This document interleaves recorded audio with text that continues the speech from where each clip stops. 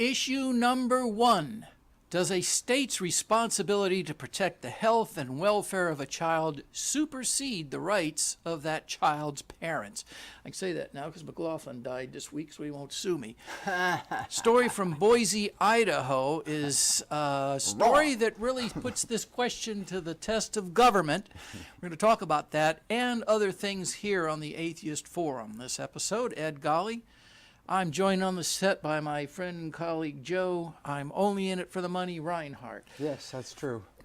Joe, a guy named Dan Sevy will eagerly agree that no one wants to see a child suffer. Yet, as a member of Idaho's Followers of Christ and a participant of faith healing, which is kind of an oxymoron, isn't it? Sevy believes, listen to this, medicine is a product of Satan and should be avoided or face condemnation by God, in this case, the God of your choice. Here's a direct quote from the moron. Folks of our persuasion have headed toward the frontiers in the past. When civilization approached too close, we simply moved again. But now we're out of frontiers and we're going to need to stand up and fight for freedom. Unquote. That's, of course, the freedom to kill your children through neglect.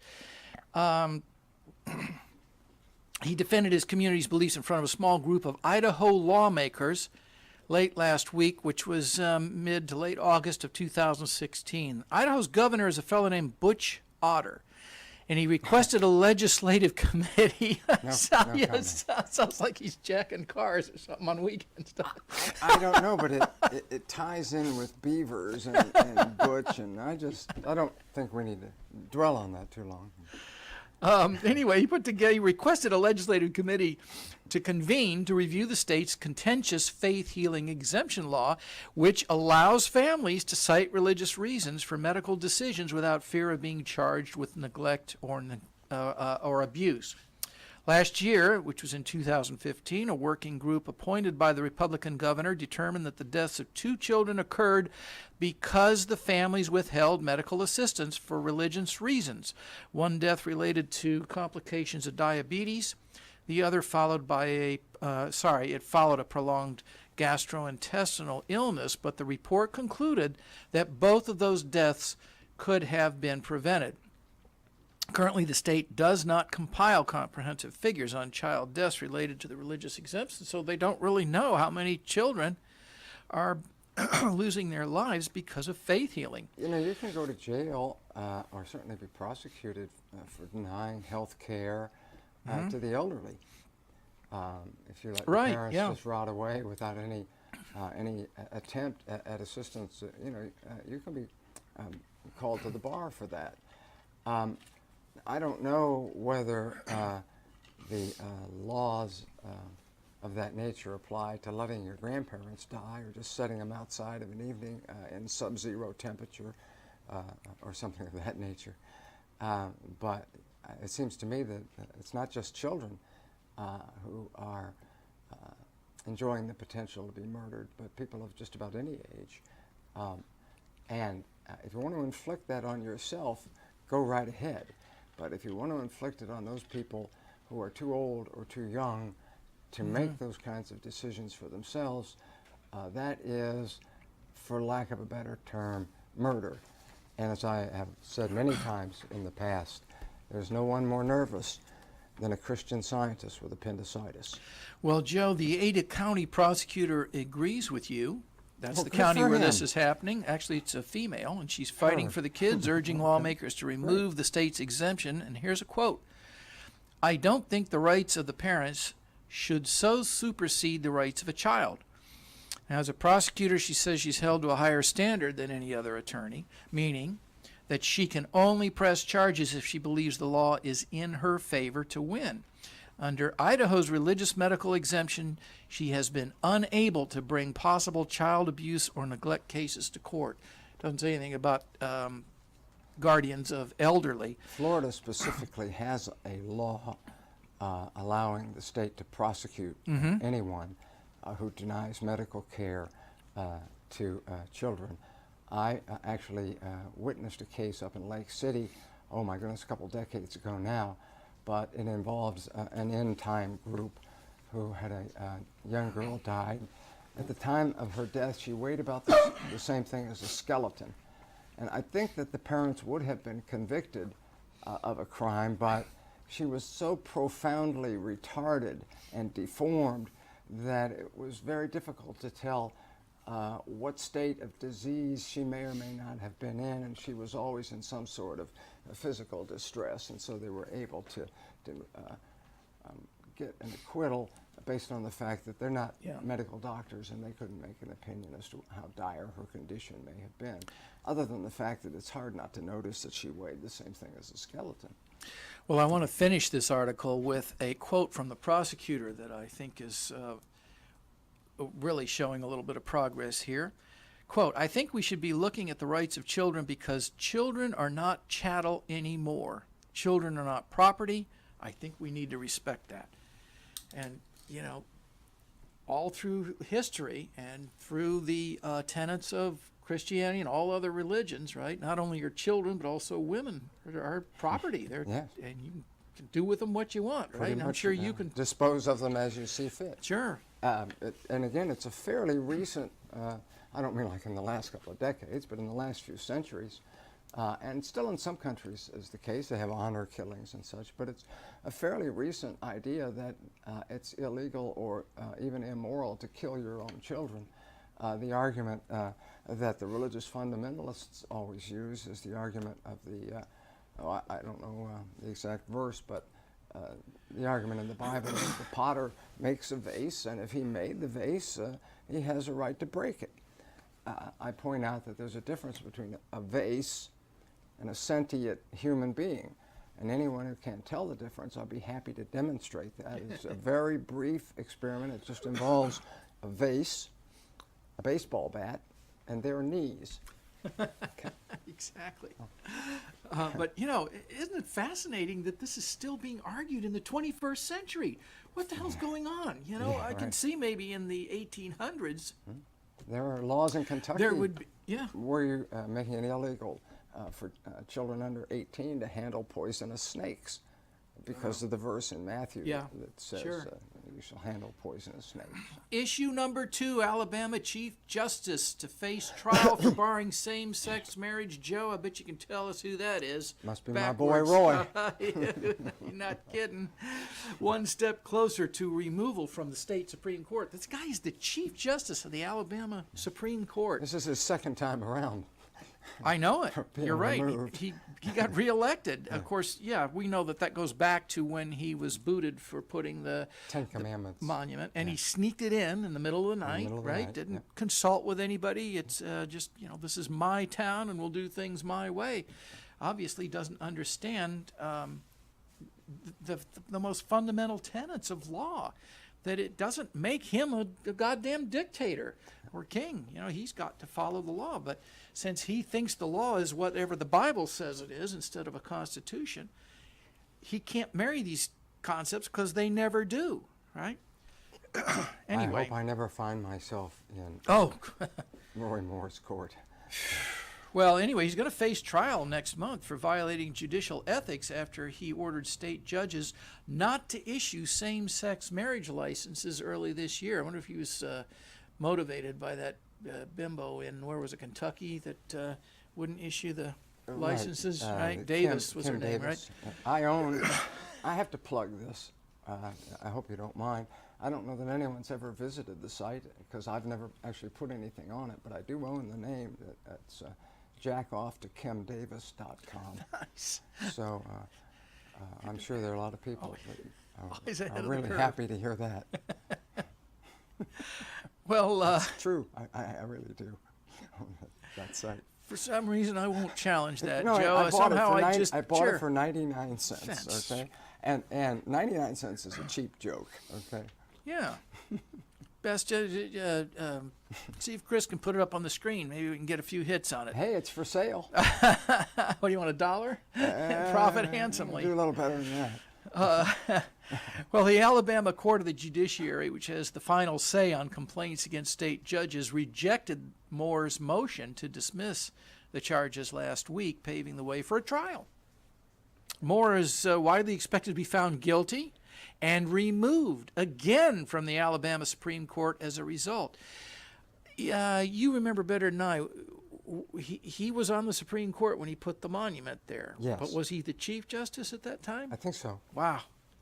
So he could be taking his second hike. I believe they're putting a revolving door on his office. if I read this right, the Court of the Judiciary did, however, reject a motion by the state's Judicial Inquiry Commission to remove him from the bench immediately. So he may have a few more days to create havoc.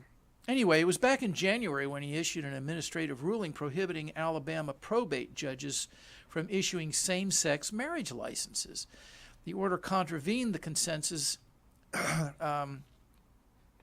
in another case that legalized marriage nationwide by same-sex couples, and finally brought us into the 21st century, actually the 20th, because this should have been done years ago.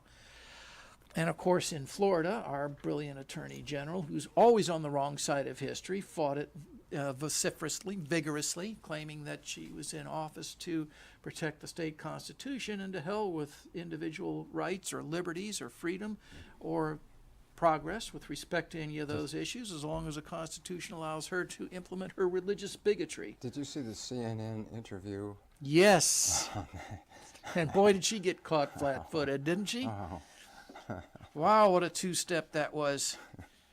Yeah, that stirred up a lot of that was newsworthy for what, 2-3 days or more, maybe almost a week. Yeah, right. Well, I had his name. I was about to speak it. He's openly gay, the interviewer. Oh, you sure? Right. You know who we're talking about. Vanderbilt's son. Yeah, Cooper. Anderson Cooper. Sure. Right. So, he had a dog in the fight. He was ready to blindside her. Yeah. And caught her completely off guard. But yeah, so of course, once the federal government says this is legal everywhere, then she'd lost again. But not before spending several $1 million of our taxpayer money. At our expense. Trying to preserve and protect and defend the bigotry of the Christian religion, what we call Christ insanity. I don't want to get too far off the topic, but I don't mind talking about Pam Bondi because she deserves to be a private citizen. Yes. Do you remember the lost dog case? Yes. The dog got lost in the floods and the hurricane, and so she adopted it, and then when the real owners came forward, she wouldn't give it back. Even they had to sue her. She went to court to defend it, which is why I've often said that she does have a place in the public sector, certainly not anywhere in the legal end of it, but somewhere in animal control would be a good future for Pam Bondi. I think that's definitely an area of interest and expertise. For sure. I'm sorry. You may return. Hopefully, haven't lost your thread. No.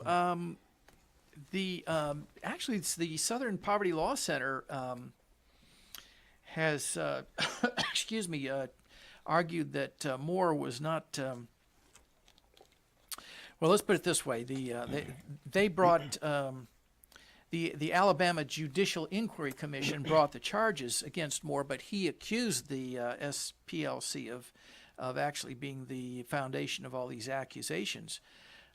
He claimed that they're the ones that hired the prosecutor and brought the case for the second time. He says they don't want anybody opposing the agenda of the homosexual movement. That's why they don't. That's what they don't want. But the president of the SPLC, a fellow named Richard Cohen, stated, "We've said it many times. He acts as if he is the Ayatollah of Alabama. Instead, he's an elected state judge required to follow the oath of his office, which makes federal law supreme, whether he likes it or not." Cohen says he thinks he can take the law into himself. And that's exactly what he's doing. So he may be on the ballot again to try to get reelected for a third I'd time. like Mr. Moore, Judge Moore, hopefully soon to be former Judge Moore again. What exactly is the homosexual agenda? Yeah. And what makes him think that homosexuals have so much power that even if they had an agenda, that they could affect it on a much larger, much better organized and certainly well-funded opposition. So as far as I know, the homosexual agenda involves going home for dinner and watching a movie.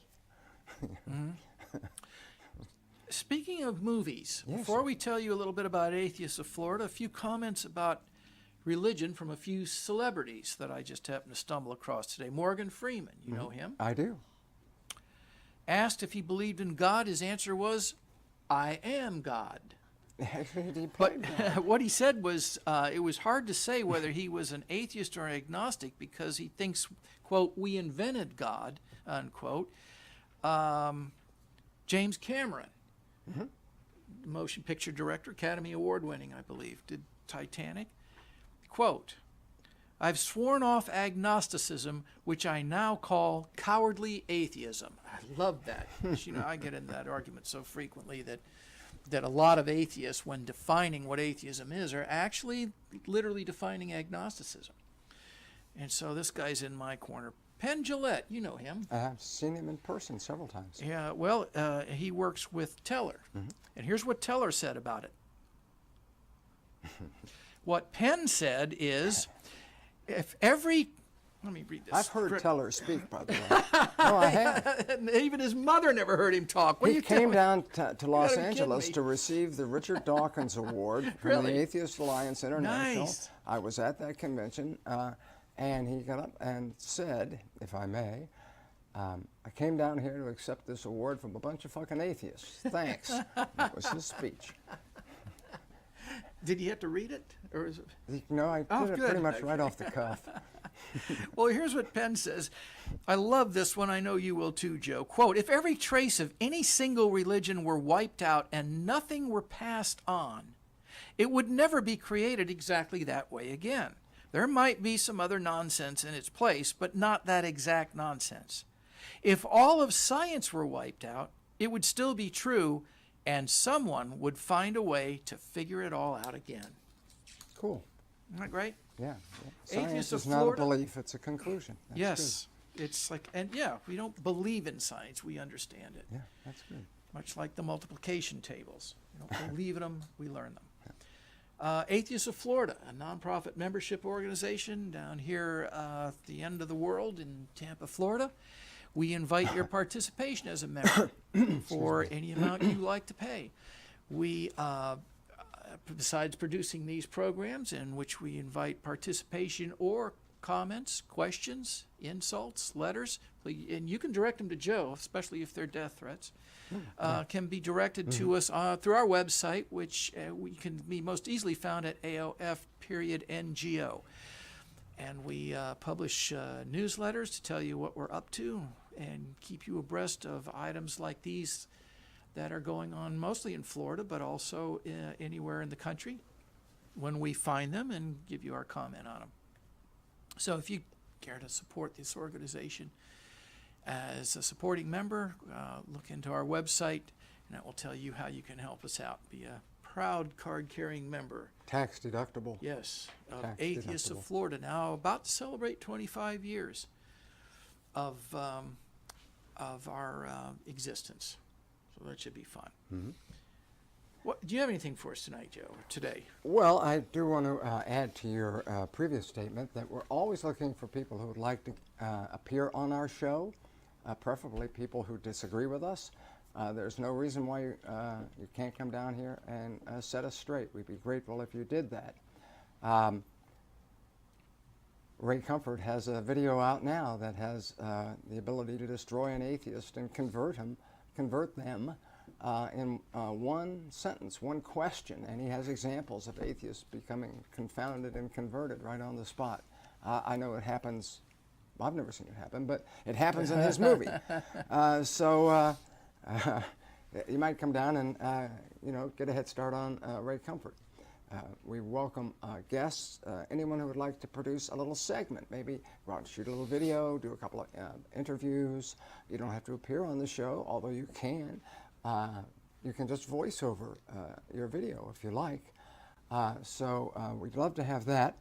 And lastly, our videos are posted to YouTube, among other places. And so we would appreciate it very much if you go to YouTube and if you watch one of our videos, if you would subscribe to our channel.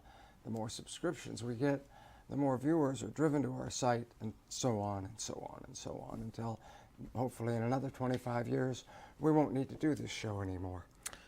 Or else we'll have a good sponsorship rate, right? Good rate card for the show, whatever. One or the other. How important is science and science education these days in our culture? You know, Joe, in America, we tend to feel relatively isolated from the rest of the world except for Mexico. I mean, we don't, Canadians are nothing more than tourists that come down once in a while and won't tip the waiter. But we do feel isolated, and so we don't really see firsthand a comparison between where we're going in the arena of science and where other countries are, China or Western Europe or Russia, Japan, so on, Korea, South Korea. Our view of science usually is limited to so-and-so weighing in on the viability of the latest diet fad, or whether if you eat too much bacon, it increases your chances of having cancer of the lips, or I don't know. But it's more pseudoscience or fad science or advertising science driven by some ulterior motive to influence people's purchasing habits, for instance. So unfortunately, this gives science a bad name, a rather sullied reputation. Science is not really intended to hawk the new and improved soap on the soap operas. Okay, it has a better purpose than that. But would you agree that there is actually a suspicion about science in a large percentage of our culture to say that? Because of the you read today, you know, don't eat bacon, it'll give you cancer. And 2 weeks later, you read that the more bacon you eat, the less chance you have of getting cancer. So, yeah, of course, it creates a lot of skepticism.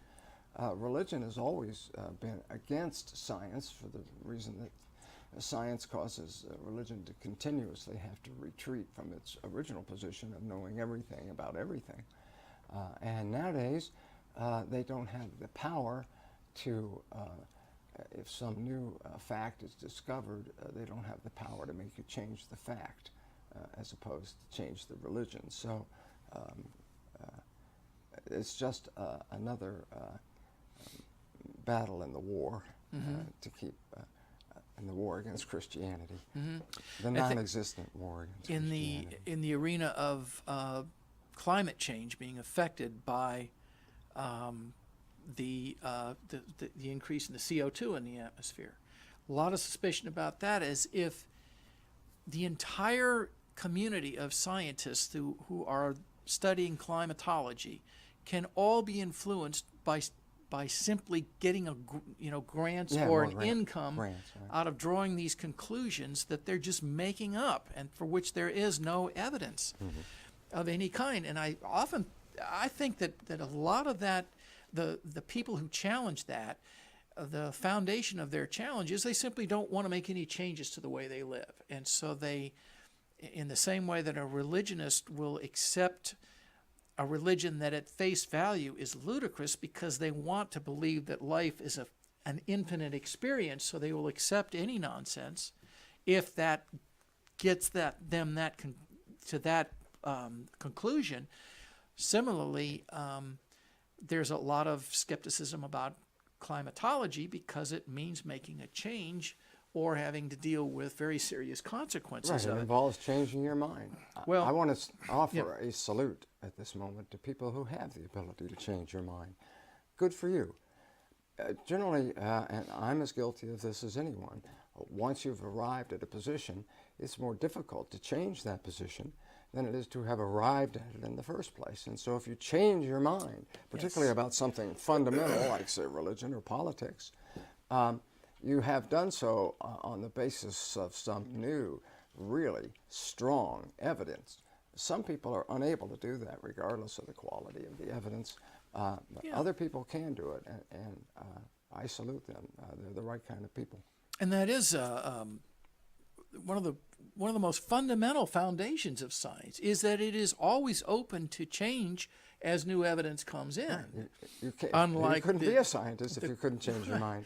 Well, but then, those who were suspicious of it say, see, they don't know everything. They just think they do. Well, but don't the religionists say, all the answers are right here in this book that was written 1,500 years ago when people thought the world was flat, square as this table, and had no science of any kind to help them understand the world.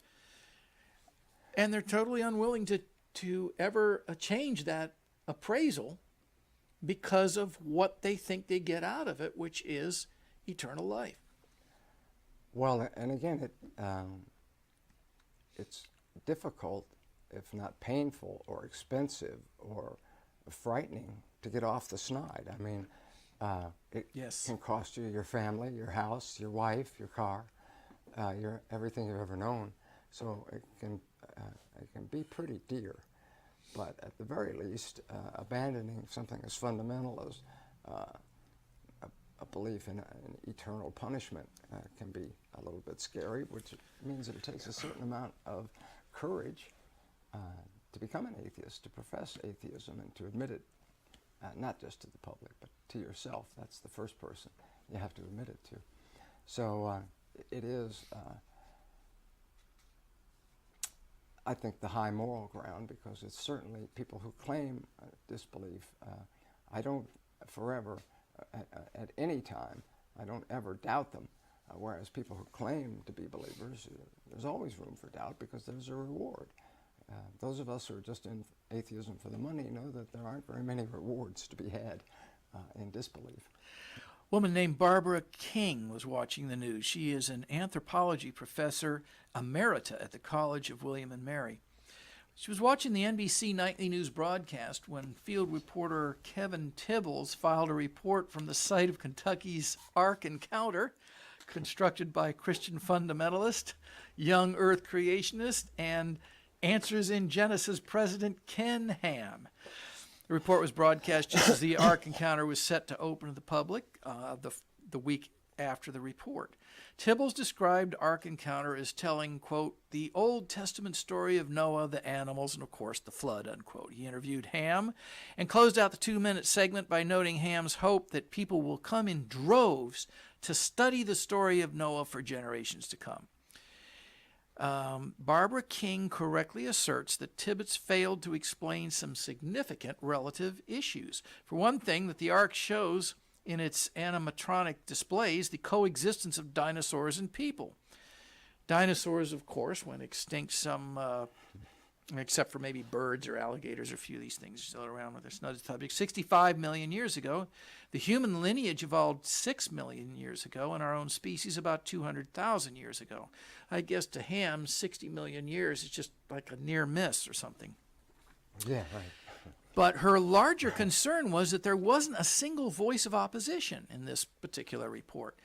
There wasn't any mention of how the state government is giving Answers in Genesis up to 18 million balloons in tax breaks, and there wasn't even a mention of how the whole Noah's Ark story is fiction, which those of us in the community of reason... It's more than 18 million. They guaranteed the municipal bonds as well, so they put their faith and credit on the line if the thing goes bankrupt. The state of Kentucky will own the world's largest bonfire. Raw. Well, I think, let's see, one of the other reporters for one of the other stations did actually follow up with the science guy and did have some counter opinions about this whole fantasy of this Noah's Ark. So it's not to condemn all the networks, but NBC didn't do it. So King is clearly concerned about the fact that anyone would even need to explain that this story could never have happened, that this ark could never have been built by 4 guys all these years ago, that people didn't live 900 years, that we couldn't pull creatures from all over the world. But it's because when the story was written, the authors had no concept of the world and what it was and how big it was and how many animals there are and all that. So they just wrote it down. And today people still take it seriously, which is shameful. Well, all right, go ahead and make your comment, and then we're going to talk about what we as atheists can do to address the situation a little bit. Well, you have to understand, I think, not that I understand it, but the realm of the supernatural, anything is possible. If a guy can wave 200 billion universes into existence just with a word, throwing together an ark with 4 guys to help him, with the help of 4 people, with the help of God and 4 friends, I was able to build a very nice ark. I think that's a sound argument. Well, here's what I want to know. When the God gave the word for all this to come into existence, who's the guy that carried out the command? Now, that's the guy I want to meet. Anybody can give the orders. That's easy. Anybody can just say, you do this and you that. The people that actually carry it out are the people that have it. The word was magic. Yes. I guess. I mean, if I understood it. Who the hell was he talking to? When he said, let there be, who turned on the damn light? That's what I want to know. Whoever did that, that's the person that's got some pull around. You don't have to understand it to believe it. Okay, my mistake as usual. What can we do, parents and teachers, to push back? Here's a few things. Bing, speak out and speak up to school boards. Parents can insist that biology teachers in public schools be well qualified to teach evolution. Currently, many are not. Bing, let the media know when they do a poor job of covering evolution-related issues, or conversely, a good one. So this is what I was alluding to earlier. The week after the NBC Nightly News segment, CBS News aired a report from Ark Encounter.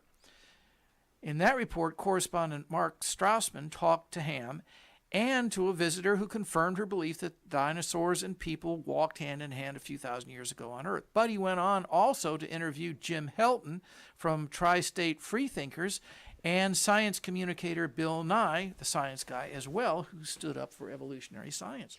So they give us a balanced story. Bing, read science and evolution-based books to and with your kids. Even young kids may enjoy and learn from age-appropriate writing that gets across concepts of evolution. And finally, ask evolution-related questions of political candidates and their staff. Science is, of course, a big issue in presidential campaigns. It's clear that the Clinton campaign accepts anthropogenic climate change as a serious risk to the world that requires science-based policy initiatives, whereas the Trump campaign does not. But on evolution, it's much harder to find evidence of questions asked and answered. The religious right has for decades. This is what this woman, Barbara King, wrote, not us.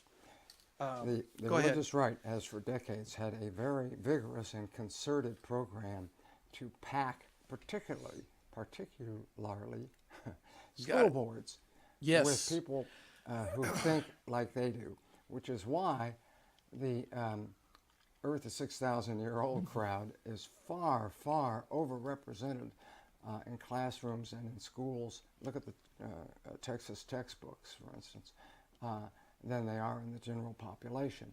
And so it's very important to find out candidates' views on religion in schools, whether it should be taught in schools, and their views on creationism and biology. And at the very least, if your child is in school and is taking any course, even remotely related to biology, you can contact or write a personal note to their teacher letting them know that you support the teaching of science. That's right, science. That's teach something that we know. Let's not teach something where it's just a guess. We talked about Vice Presidential candidate Mike Pence on one of our previous programs. Washington Post reports that, judging from a 2009 television interview, he favors teaching, quote, all the facts, unquote, about the controversial areas surrounding evolution. This teach the controversy strategy matches the one adopted by young Earth creationists and intelligent design advocates. This guy's running for the vice president of the country. When was this, 2009? 9. Okay. Yes. Well, we had Kreitzmiller versus Dover. Since then, hopefully Pence, well, I doubt it, but a lot of people learned from that. I wouldn't count Mike Pence among them. No. All righty. No, because he's also advocating conversion, right? Yeah, gay, right. Which puts him roughly around about the middle of the 18th century. Wouldn't that put him right about in there? It's amazing what you can accomplish with a well-heated iron. Yes. Just tell me who you want me to incriminate. Anything you want to bring to the table on this episode, Joe? I think we've exhausted our time frame for this evening, if not exhausted our viewers. Our director is Chris Brown, camera operator Eileen Stafford. I'm Ed Golly, along with Joe Reinhardt, reminding you, if the story seems a little too implausible to be true, don't believe it just because somebody wrote it down. Make them prove it.